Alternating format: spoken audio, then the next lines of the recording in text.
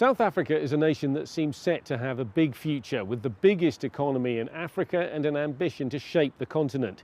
Its non-aligned foreign policy appears to straddle different spheres, prioritising relations with the BRICS alliance, especially China, while also keeping close ties to the West. As South Africa's Foreign Minister Ronald Lamola made his first official visit to Berlin, I sat down with him to find out where his country stands on issues from Donald Trump to the war in the Middle East. Mr. Lamola, thank you for speaking to DW. Let's start by talking about the conflict in the Middle East. You've criticised the attack on Iran by the United States and Israel, and also the retaliation by Iran against other countries in the region. You've urged restraint from all sides. Can you tell me how this conflict is affecting South Africa and whether you see a role for your government in helping to end it? Yeah, indeed we have, because we believe that all the sides have violated international law. The UN Charter, which governs conflicts of this nature, particularly because the conflict, the strikes happen when on the eve of an agreement in Geneva, and also the retaliatory strikes, particularly where there was no evidence that it emanated or the other Gulf countries participated in the strikes. We are negatively impacted. Firstly, a conflict anywhere in the globe, because now the globe is interconnected, impacts everyone across the globe, and ourselves in Africa, and South Africa in particular, we are not an exception. On the energy sector, the fuel prices are skyrocketing, and also fertilizers, most of it goes through the strait to Africa. And this is also a season in some parts of the continent for plowing. So this can also impact food security. It's also impacting the inflation, obviously the petrol price, you are aware, the cost of living. So it has got a huge impact in our daily lives, in our economy. It is against this background that we are calling for the cessation of hostility, for the exercise of restraint, for patience in the negotiations process. That process must be trusted by all parties. They must participate, and there must be a negotiated, peaceful settlement to the conflict. Well, South Africa is a leading member of the BRICS alliance. Iran is also a member of BRICS. And your ties with Iran go quite deep, so deep that Iranian naval ships took part in exercises off the coast of South Africa in January this year. In fact, at the very moment when Tehran was cracking down on protesters and killing thousands of them. How would you describe South Africa's relationship with Iran? Yeah, we, as you have heard, our views on the conflict and the matter at hand is anchored on international law. As South Africa, we are a country that values international law and subscribe to it. In fact, we are a country that wants to vindicate the international rule of law. As you have correctly stated, indeed, we are part of BRICS. And the BRICS is a developmental partnership that many countries are participating in, including Iran. And the issue of the naval bases participating in our country is not a unique thing that does not happen with any other. We also do it with many other countries across the globe, including Germany and other countries of the globe. But this remains a subject of investigation. As you are aware, our president has initiated a commission to look into the matter. So our relations with Iran is on the basis of bilateral relations that are historical, which also goes to other various multilateral platforms, the UN, BRICS, and so forth. But you will also be aware, and this is one of the issues we always raise, that South Africa is one of the countries that voluntarily gave up its nuclear weapons. We are currently only using it for civilian use. Do you mean that you criticize the Iranian nuclear program because the suggestion is that they are not using it for peaceful purposes?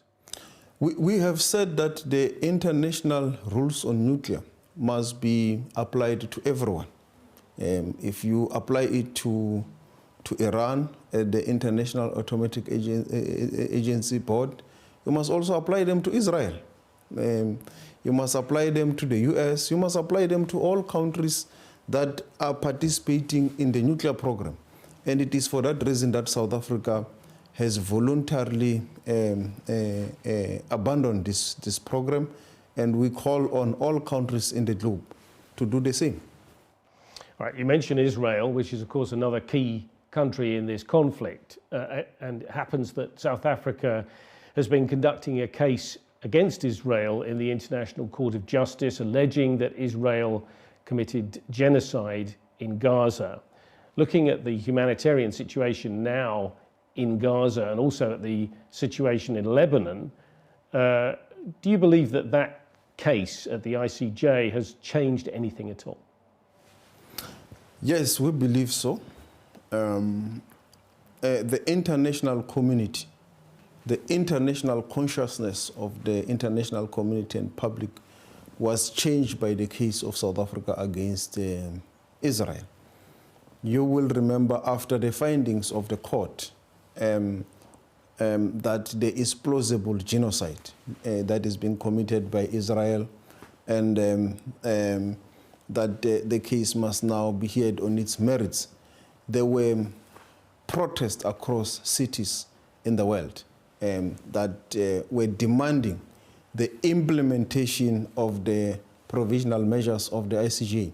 And as we speak, we are now chairing a group of many countries that have joined the case, including joined to vindicate international law. And the list keeps on growing of the countries. This is a clear vindication of South Africa's position. While we're talking about the genocide case, I must also ask you, South Africa and Germany have been in effect on opposite sides, with Germany supporting Israel's defense. In fact, now Germany has stepped back from that for reasons to do with another legal case. But has the difference of view over Gaza had an impact on relations between South Africa and Germany, do you think? Not at all. And that is what we appreciate about Germany, that they respect our views, which is part of the free world. The values we share. We agree that on this, we don't agree, we don't see it the same. And they respect our view. They are not imposing their view on South Africa in terms of our foreign policy, in terms of our domestic policy. So it has not impacted at all, and that's why I am here in Berlin. The genocide case against Israel has also seriously strained relations between South Africa and the Trump administration.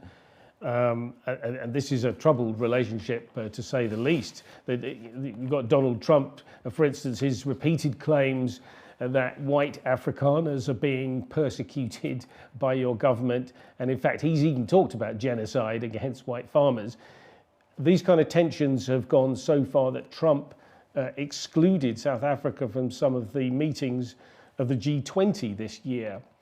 The US is holding the presidency of the G20 this year, isn't it? So how bad are things between Pretoria and Washington right now? Yeah, I think that is the contrast. With Germany, they respect our views. They are not interfering on our domestic issues, including on our foreign policy. With the US, they want to impose their view on us with regards to the ICJ, as you have already said, including the domestic issue of the Afrikaners. When the whole world knows that it's a lie, it's not true, it's a clear misrepresentation, or it's fake news that there is a genocide against white Afrikaners. But in South Africa, we have said that we value our relations with Washington. It's a strategic partner. It's our second biggest trading partner.